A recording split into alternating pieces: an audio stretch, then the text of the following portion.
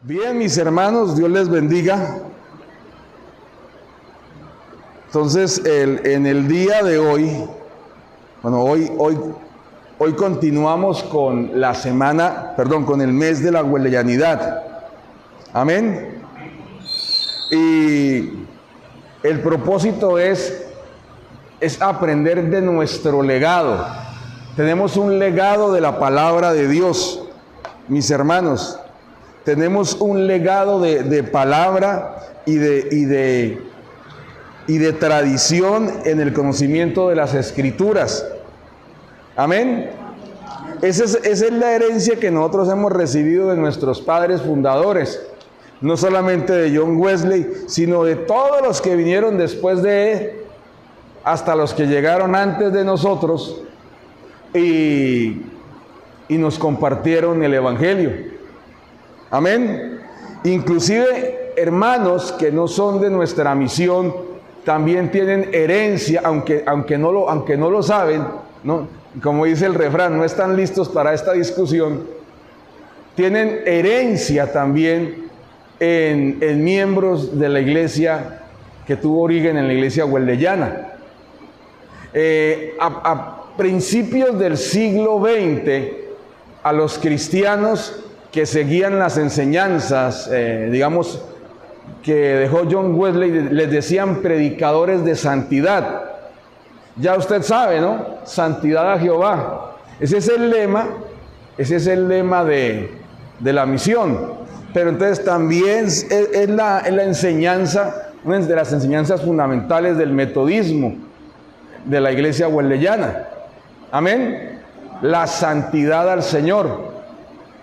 Entonces, unos predicadores de santidad estaban orando en una iglesia, en una calle que se llama Azusa. No recuerdo bien la ciudad, no la recuerdo con exactitud, pero sí recuerdo la calle Azusa. En inglés, Azusa Street, no se oye tan lindo. Y estaban estos predicadores de santidad, o sea, huelellanos, metodistas, orando, buscando el rostro del Señor, y el Señor envía un avivamiento a esa calle. Los testigos dicen que se veían llamas de fuego salir, o sea, cubrir todo el lugar, que llegaban los bomberos y decían, vemos que se quema, pero no se quema, vemos fuego, pero no se quema. La policía decía, vemos fuego, pero no se quema, ¿qué está pasando? Y salían los hermanos, salieron, disculpe, ¿qué está pasando? Dijo, no, es que se está quemando el lugar. Dijo, no veo. O sea, ellos no veían lo que la gente que no conocía al Señor estaba viendo. Pero ellos adentro sí estaban en un fuego, estaban buscando a Dios, adorando a Dios. Y toda esa gente que se acercó a ver la hoguera, comenzaron a arrodillarse y a pedir perdón por sus pecados. Y eso se le conoció como el avivamiento pentecostal. Amén. Entonces tuvo origen en predicadores de santidad. Amén. El pentecostalismo tiene su origen en esto y hay muy buena doctrina pentecostal y hay muy buenos predicadores pentecostales, no los neopentecostales, que ese es un show, que Dios tenga misericordia de ellos. Hablo de los pentecostales llenos del Espíritu y que predican conforme la palabra de Dios y que tuvo origen en una rama de la iglesia huelellana. Amén. O sea, y eso se los digo a ustedes, pero hay algunos que no están listos para esta charla. Amén. Inclusive nuestro fundador, John Wesley, hablaba de las experiencias en la búsqueda del Señor. Y muchos criticaban las experiencias. Y él decía que no había que criticar esas experiencias. O sea, porque muchas veces alguien en la búsqueda de Dios de pronto tenía una reacción. Y no todos son iguales. Hay gente que ve el cielo abierto y hay gente que solo es convencida con la lectura de la palabra.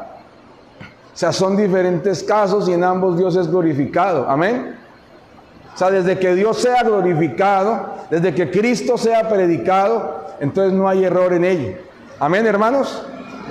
O sea, si no está fuera de la Escritura, gloria a Dios. Por ejemplo, cuando los discípulos recibieron el Espíritu Santo, parecían borrachos. O sea, solamente imagínense la conmoción. Eso no fue que llegó el Espíritu del Señor y dijeron, ay, vengo a hablarles una cosa, hermanos, en la más fresca actitud, no. Eso fueron conmocionados con la presencia de Dios. O sea, no fue cualquier cosa la que vino a sus vidas, fue el Espíritu Santo. Y cuando lo recibieron, cayeron a tierra. Estaban borrachos. Y se para Pedro y les dice, varones hermanos, o sea, como teniéndose, varones hermanos, solo imagínenselo teniéndose. No es hora de ir a los bares, apenas son las 9 de la mañana. O sea, es la hora tercera. Aquí ninguno está ebrio, sino que se ha cumplido la promesa del Padre. Amén, hermanos. O sea, esos detalles a nosotros se nos escapan y se nos hacen raros. Amén.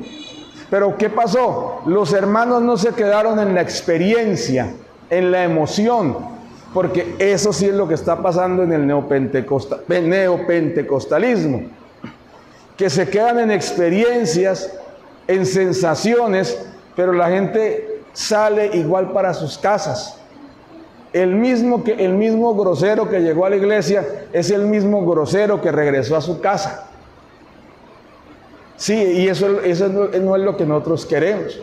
Aquí en este caso Pedro se levantó de lo que parecía ser una obvia ebriedad, o sea que parecía borracho.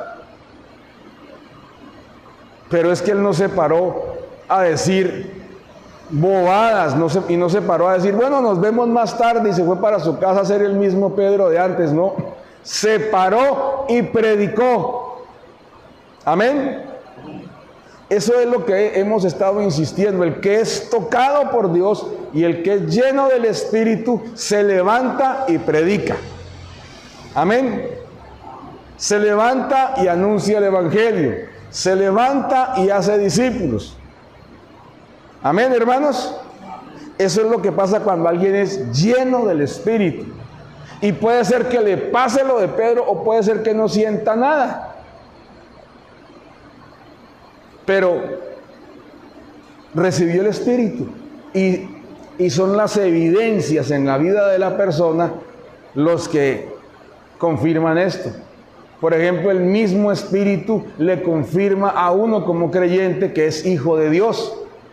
Amén. El mismo Espíritu le habla a uno a través de las Escrituras para enseñarle a otros la verdad. Sea aquí en un púlpito o sea en la calle conversando con alguien. Amén. Amén, hermanos. O sea, la manifestación del Espíritu Santo puede parecer dramática, puede parecer sencilla, pero el objetivo es el mismo. Hablar, dar el testimonio de Cristo Jesús. Amén. Hoy quiero hablar brevemente sobre un caso, mis hermanos, que nos compete a la luz de la Escritura. Y esta enseñanza la he titulado Transformados para el llamado. Diga conmigo, transformados para el llamado. Y vamos a mirar Isaías capítulo 6 de los versículos 1 al 8. Entonces le pido el favor de que lo busquen y cuando lo encuentren me dicen amén. En el año que murió el rey Uzías, vi yo al Señor sentado sobre un trono alto y sublime, y sus faldas llenaban el templo. Por encima de él había serafines.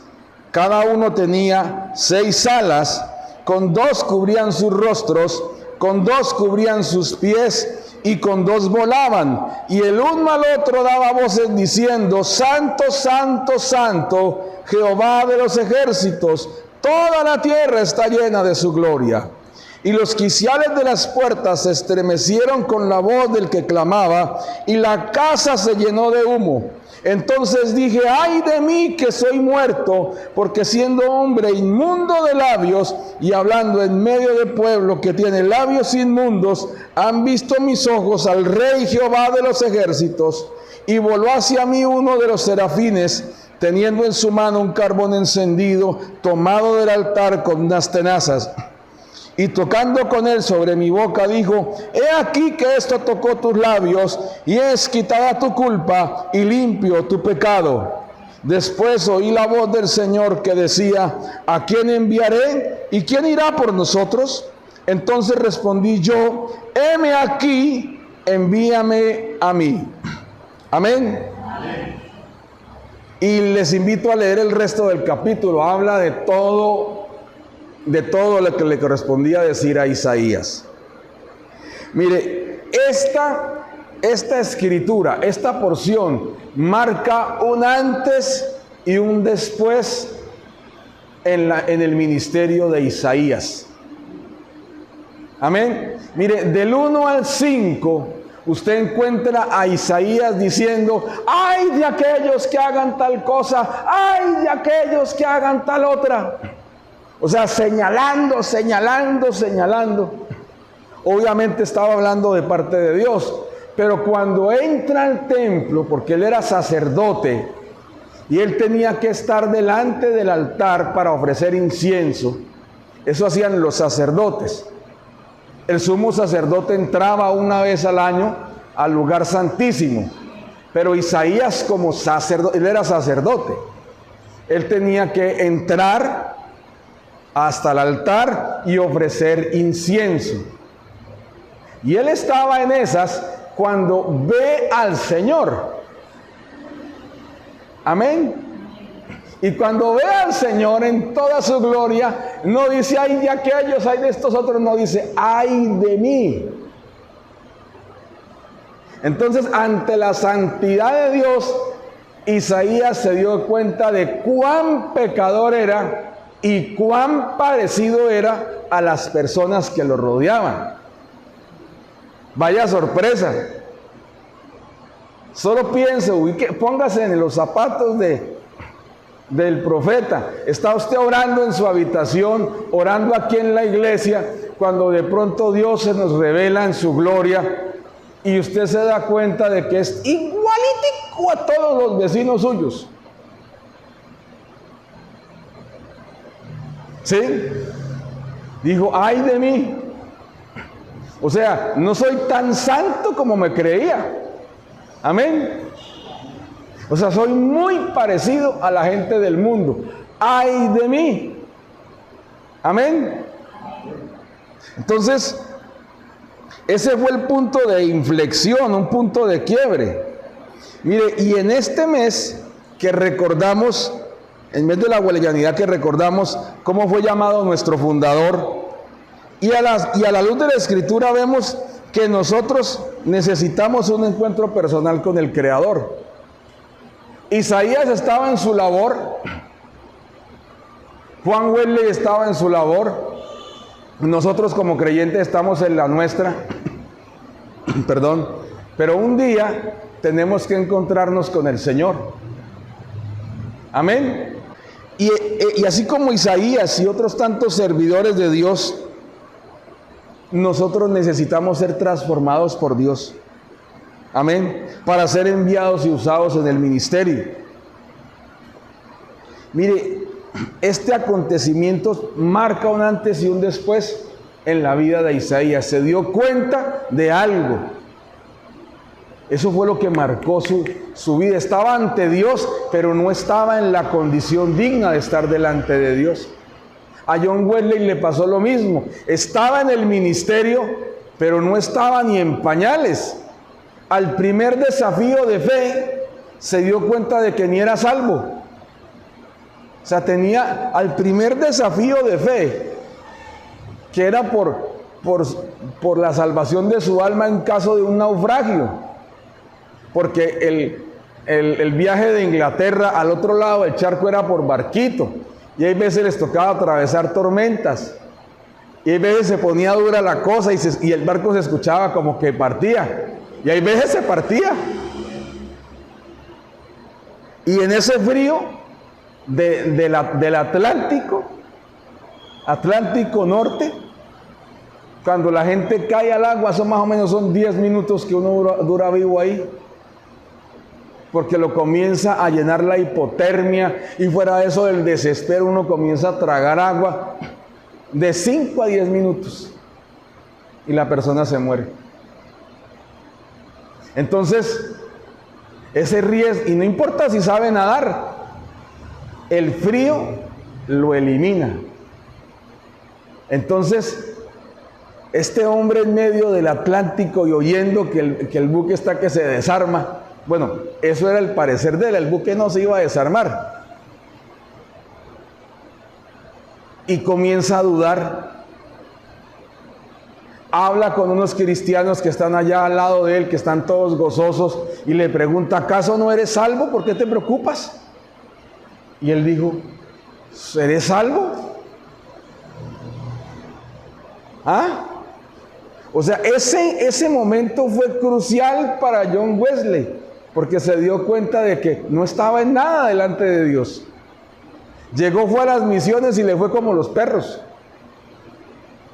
Y se regresó con la cola entre las patas para Inglaterra, achantado, humillado. Y se fue a la iglesia de los hermanitos que se encontró durante el viaje. Y ahí es la historia que conocemos del fuego que arde en el corazón. Amén. O sea, esa historia. Ahí es donde él tiene su encuentro con el Señor, amados hermanos. Entonces, seguimos con el tema. John Wesley venía de una gran desilusión ministerial, mis hermanos. No había tenido éxito en su viaje misionero a las colonias y tenía grandes dudas respecto a su salvación. Amén. Y si miramos siglos más atrás, Isaías no estaba mejor. Se acababa de morir el rey Usías. Y el rey Usías era muy importante para la nación.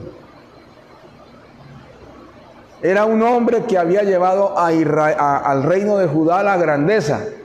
Pero el rey Usías cometió unas terribles indelicadezas con el Señor. Y los sacerdotes lo tuvieron que enfrentar. Y le dio lepra aquí en la frente. Y le dijeron, está leproso. Y lo tuvieron que sacar del templo. O sea, la manera como salió Usías del templo del Señor fue una vergüenza. Fue una vergüenza, hermanos. Y murió en aflicción, murió de lepra. O sea, eso no es algo que diga, no, celebramos la vida del gran rey. No, el rey murió en vergüenza. Y eso le duele a una nación. Entonces, el día que murió el rey Usías, Isaías pudo ver al Señor. Amén. Fue en ese día, no antes. Fue ese día. Amén, hermanos. Y hay veces que hay acontecimientos que marcan nuestra vida. Y que esos acontecimientos nos tienen que llevar a Dios. Uno dice, no, es que usted no tiene que depender de las circunstancias. Pero créame, hay circunstancias que nos llevaron a Cristo. Amén. Hay gente que está aquí porque Dios lo rescató de la ruina. Y cuando se dio cuenta era que no solamente estaba arruinado de bolsillo, también espiritualmente. Dijo, no, yo pensé que solamente debía plata. No, estoy endeudado hasta el cielo. Otros llegaron al Señor porque estaban enfermos. Y cuando se dieron cuenta, uy, no, es que también tenían enferma el alma. Digo, no, yo así no me puedo presentar delante de Dios, estoy peor que enfermo. Amén. Entonces uno no puede desdeñar eso que pasó. Pero ya sea así de dramático, o sea algo tan sencillo como que escuché la palabra y Dios me convenció, algo pasó. Amén, hermanos. Mire, Wesley tenía una alta opinión de sí mismo y de su capacidad teológica, pero luego de su experiencia en alta mar, nada de aquello en lo que se apoyaba le sirvió para resolver sus inquietudes personales. Amén. Nada de lo que de pronto usted y yo nos apoyamos nos puede servir para suplir un vacío. En este momento usted y yo podemos estar sintiendo una inquietud. Esa inquietud viene del cielo. Amén. ¿Por qué tengo estas dudas? ¿Por qué tengo ese conflicto en mi interior? ¿Por qué me despierto tan temprano? ¿No les ha pasado que usted se despierta como a la mitad de la madrugada? Lo que pasa es que uno todavía está programado. Levanta uno a las 2 de la mañana, el zombie se levanta y se dirige al baño. Y luego el zombie se regresa a la cama y ¡fua! Y no, resulta que Dios lo está llamando. Amén. Y de pronto se duerme cuando ¡pah! Se le abren los ojos como par de lámparas. Y mira, son el par de ojos alumbrando para el techo. O sea, no se va a dormir porque Dios lo está llamando. Nosotros somos porfiados, insistimos en dormirnos. Agarramos un zapato y nos damos hasta quedar inconscientes. Pero nos dormimos. No, el Señor nos está llamando. ¿Sí? Llega el hermano, se levanta y le dice al otro, no me puedo dormir, no queme. Yo, con gusto, papi. Para que pueda dormir. No, el Señor nos está llamando y mire, muchas veces Dios lo llama de pronto a que venga más temprano a la iglesia, porque quiere encontrarse con usted. O llegó usted al culto y usted dice, bueno, la alabanza, la predicación, pero que hay con una inquietud, ¿qué hago? Regrésese para la casa y busque a Dios en lo secreto. Amén. Amén, hermanos. O sea, todas esas circunstancias hacen que ocurra un encuentro. Isaías tuvo su encuentro con el Señor, amén. John Wesley tuvo su encuentro con el Señor. Isaías dijo, yo vi al Señor. Y John Wesley comenzó a sentir un fuego ardiente en su corazón. Y usualmente las reacciones son diferentes. Isaías se dio cuenta de que era muy similar a la gente que le rodeaba. Él dijo, ay de mí, que siendo inmundo de labios y habitando en medio de gente de labios inmundos, han visto mis ojos a mi Señor el Rey Jehová de los ejércitos. O sea, qué vergüenza que el Señor me haya sorprendido en ese estado. Amén. John Wesley llegó, se acercó a la iglesia y dijo, qué vergüenza yo con esta falta de fe aquí. Pero el Señor en ambos casos, a Isaías envió un querubín a purificarlo y a John Wesley le envió el fuego del Espíritu Santo a su corazón para traerle convicción. Amén. Mire, Isaías, después de ser purificado, es decir, santificado, cuando el Señor preguntó, ¿quién irá en lugar de nosotros? ¿Quién llevará nuestro anuncio? Isaías dijo, heme aquí. Amén.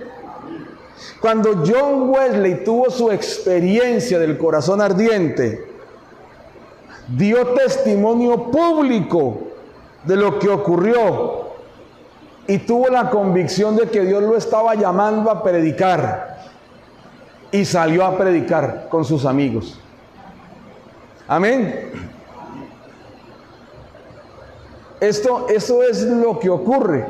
Solo, hermanos, los transformados son los instrumentos útiles de Dios para la obra de Dios.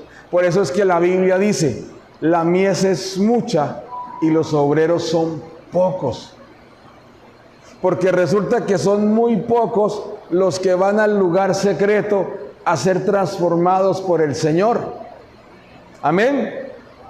Esto no es asunto de que me convertí, me emocioné y ya, y a partir de ahí que siga, que viva la fiesta, no. La vida cristiana es una búsqueda constante del Señor, una vida constante con nuestro Dios, caminando con nuestro Dios. El Señor Jesucristo dijo: el que quiera ser mi discípulo, niéguese a sí mismo y venga en pos de mí. Amén. Cuando el Señor Jesucristo llamó a Pedro, a su hermano, a Andrés, a Jacobo y a Juan, les dijo: venid en pos de mí y les haré pescadores de hombres. Estos 4 pescadores tuvieron su encuentro personal con el Señor Jesucristo y caminaron con Él por 3 años. Y cuando llegó el día, Dios los hizo pescadores de hombres. 3,000 personas en la primera prédica. Amén. Y uno dice: ¿cómo hicieron ellos? Y luego, en otra ocasión, se convierte un paralítico. Dios sana a un paralítico. Se convierte este hombre y se convierte en 5,000 personas. Amén. Y luego esos 8,000, más los 120, más los que se han añadido en esos días, son llenos de nuevo del Espíritu Santo para predicar con denuedo la palabra de Dios. O sea, ese movimiento era renovado constantemente. El Señor traía renovación, traía llenura, todo el momento. Y cuando fueron dispersos a donde llegaban y predicaban, y la gente creía, la gente que creía era llena del Espíritu Santo. Amén. Amén, mis hermanos. O sea, no estamos hablando de una obra común, mis amados hermanos. Mire, los que son, estoy convencido de esto, mis hermanos, a la luz de este pasaje y de la experiencia vivida por nuestro fundador y por otros tantos hombres de Dios de diferentes misiones, no solamente de la misión wesleyana, sino que de otros hombres de Dios a lo largo de la historia, quienes son profundamente transformados por Dios, son los instrumentos útiles que nuestro Dios emplea en su obra. Lo reitero, lo dije hace un rato y lo vuelvo a decir: las personas transformadas profundamente por Dios son los instrumentos útiles, son aquellos a los que el fruto le permanece. Nosotros le predicamos a alguien, viene y a los 5 días ya no vuelve. Y lo llamamos y le insistimos y entonces salimos con la excusa: no, es que no todos se convierten. No, el que tiene que convertirse soy yo. Amén, hermanos. Yo debo tener un encuentro transformador con el Señor. Debo ponerme a cuentas con el Señor, así como Isaías. Y así como nuestro fundador, debo ir con un corazón ardiente, anhelante. Señor, yo necesito tu presencia.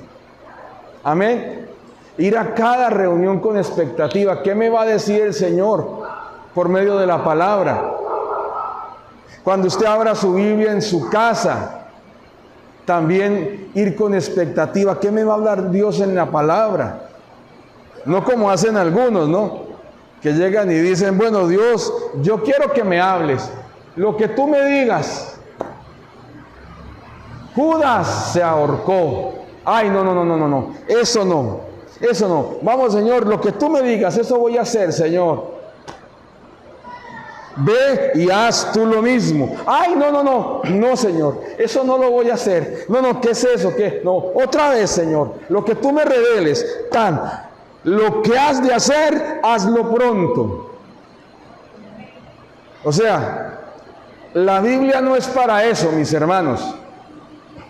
Cuando usted comienza a leer intencionalmente la Escritura, el Señor le comienza a hablar a través de ella.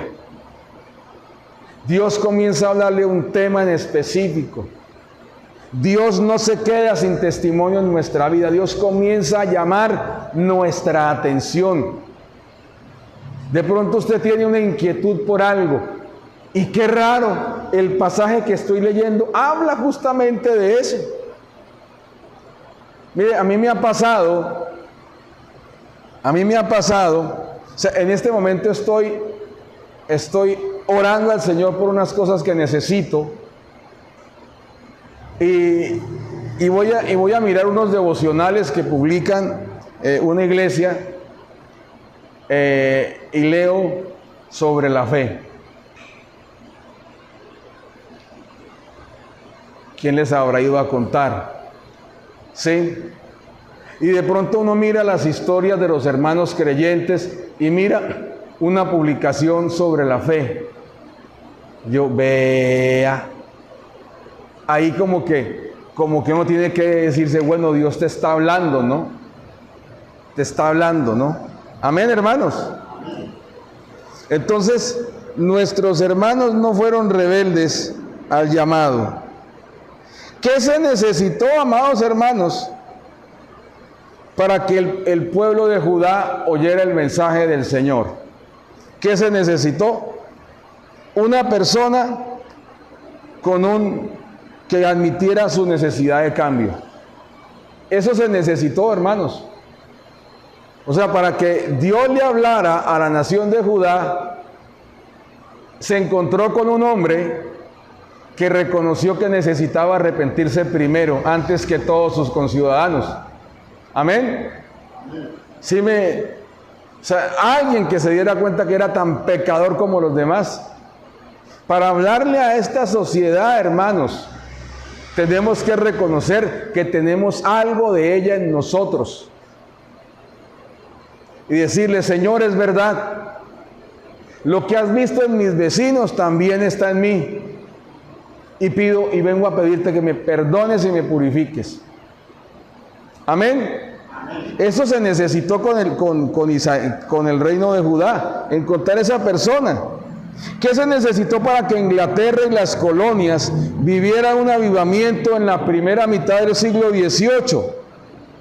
Una persona con un gran deseo por conocer a Dios. Bueno, realmente eran varias personas. Eran varias personas, no solamente fue John Wesley. Está, por ejemplo, Jonathan Edwards.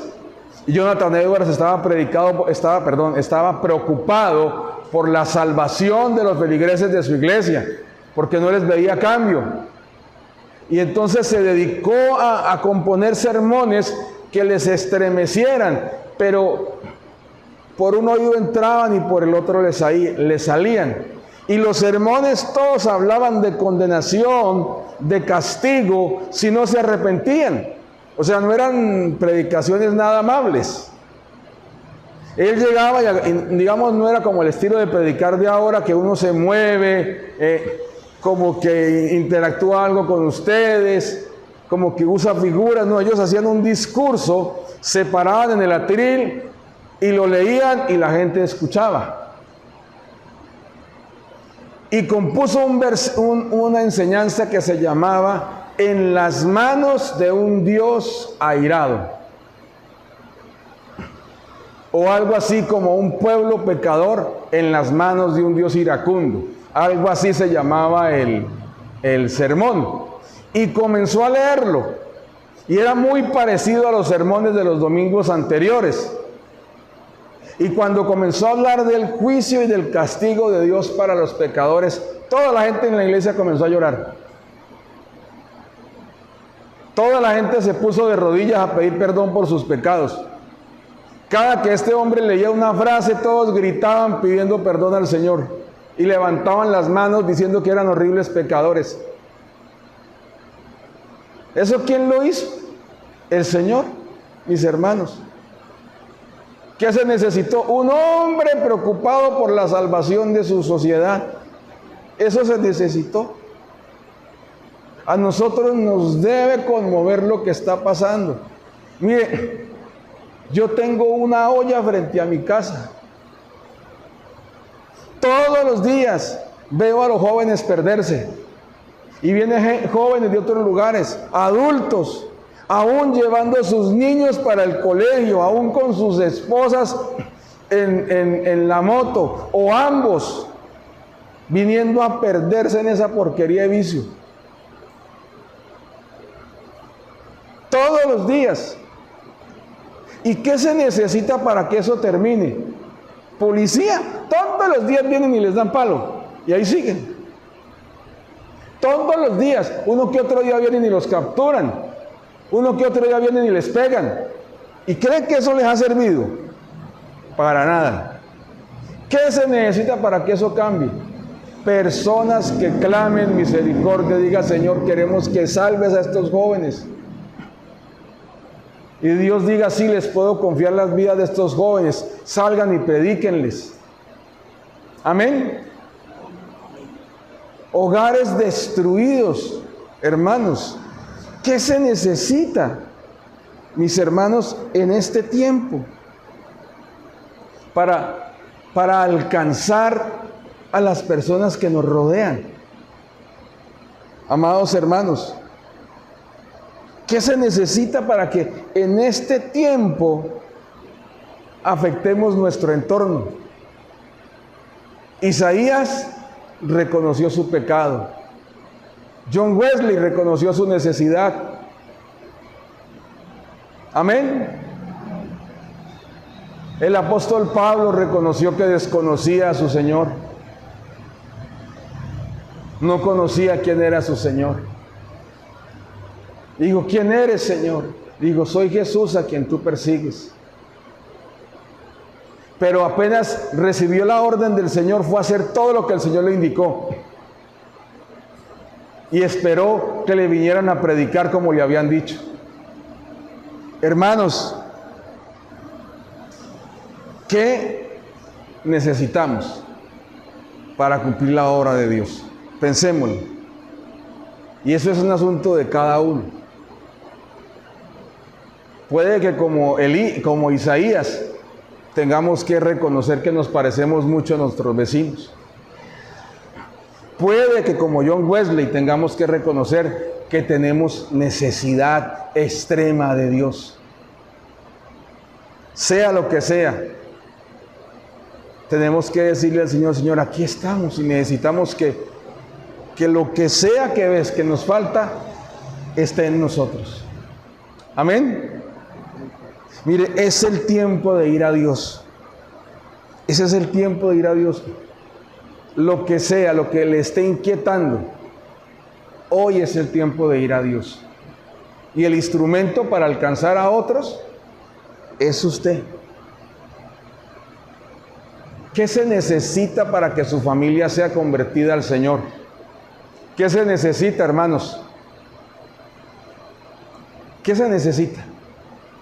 ¿Qué se necesita para que nuestros vecinos sean convertidos al Señor? Y esa respuesta la encuentran entre el Señor y nosotros. Amén. Entonces vamos a colocarnos de pie, hermanos. Hoy en día nuestra sociedad está persiguiendo humo. Humo. Y eso es verdad, está ahí. Y está persiguiendo castillos de naipes. O sea, lo que está levantando la sociedad se cae y se disipa. La sociedad necesita lo eterno. Amados hermanos, esta sociedad necesita lo eterno. Necesita a Dios. Amén. Y el instrumento de Dios es la iglesia. ¿Qué necesita la iglesia para darse cuenta de ese pequeño detalle? Amén. Pensemos en eso delante de Dios. Padre, en el nombre de Jesucristo te damos gracias. Te damos alabanza, Señor, te damos honra. Gracias por la palabra que le diste a tu siervo Isaías. Gracias por el llamado que le diste a tantos hombres de Dios a lo largo de la historia. Señor, y te damos gracias porque nos has traído a este tiempo, Señor Dios. Y clamamos como iglesia, Señor Dios. Santo de los santos, clamamos, rogando tu gracia y misericordia. Porque nosotros, tu iglesia, nos parecemos mucho a la gente que nos rodea, Señor Dios. Y te venimos a pedir perdón, Señor Dios, por nuestros pecados, por todos esos pecados que nos hacen parecidos a la gente que nos rodea, Señor Dios. Padre, hoy reconocemos que la gente que está a nuestro alrededor nos puede señalar e indicar que hemos cometido un pecado igual al de ellos, Señor Dios. Y hoy te pedimos, Padre, que nos perdones y que nos santifiques, Señor Dios. Santo de los santos, hoy reconocemos que nuestra alma tiene sed de ti, Señor Dios. Hoy reconocemos, Señor Dios Todopoderoso, que en nuestro ser hay necesidad de convicción, así como la hubo en tus grandes siervos, atormentados, Señor Dios, por las dudas. Señor, aquí entre nosotros hay tormento por las dudas. Señor, oramos por sanidad y nos falta convencimiento de creer que es cierto. Oramos por provisión y dudamos de que eso sea cierto. Oramos por salvación y dudamos que eso sea cierto, Señor. Y hoy clamamos que tu buen espíritu traiga convicción por la palabra. Señor, hoy clamamos, Señor Dios, que purifiques nuestra vida, así como santificaste a Isaías para el servicio. Pero también, Señor, que nuestro corazón arda, Señor Dios, y haya convicción en nuestro ser de tus verdades en el nombre de Jesucristo. Hoy te rogamos que sea lo que hayas dispuesto, Señor. Este pueblo lleno de ti se levante a la voz del llamado, Señor. Que cuando digas, ¿quién irá a predicarle a esa vecina? ¿Quién irá a predicarle a ese niño? ¿Quién irá a predicarle a esa familia? Escuches a tu pueblo decir, heme aquí, envíame a mí. Señor, en el nombre de Jesús, que nosotros, tu pueblo, no seamos sordos al llamado. Que nosotros, tu iglesia, no seamos sordos al llamado, Señor. Que oigamos y vayamos, Señor Dios. Hoy te pedimos, Señor, tu gracia, favor y misericordia en el nombre de Jesucristo. Señor, a tu llamado queremos responder, heme aquí, envíame a mí, Señor. Ante la llenura de tu Espíritu en nosotros, Señor, queremos, Señor, recibir esa convicción e ir, Señor. Oramos, Señor. Oramos. Le invito a que ore por la iglesia. Dígale, Señor, oro por mi hermano, oro por mi hermana que no está aquí. Oro por tu sierva, oro por tu siervo que hoy no vino. Señor, no solo por mí, oro por cada niño que viene, Señor Dios, a la escuela dominical. Oro por cada joven, Señor, que ha estado viniendo, Señor, a la reunión de jóvenes y adolescentes. Oramos por ellos. Oramos por cada adulto que asiste a la iglesia. Señor, hoy pedimos la convicción, Señor, en el nombre de Jesús. Hoy pedimos esa convicción gloriosa por tu Espíritu, en el nombre de Jesús. Señor, que te digan, Señor, aquí estamos a tu servicio. Gracias, Señor. Que como Samuel digamos, habla, que tu siervo escucha. Gracias, Señor. Gracias, Señor, en el nombre de Jesús. Padre, oramos que nos lleves con bien a nuestros hogares y que despiertes nuestro espíritu en nuestra casa. Y que seamos los instrumentos para ganar a nuestra familia para ti, Señor. Y todo sea en el nombre de Jesucristo. Amén y amén.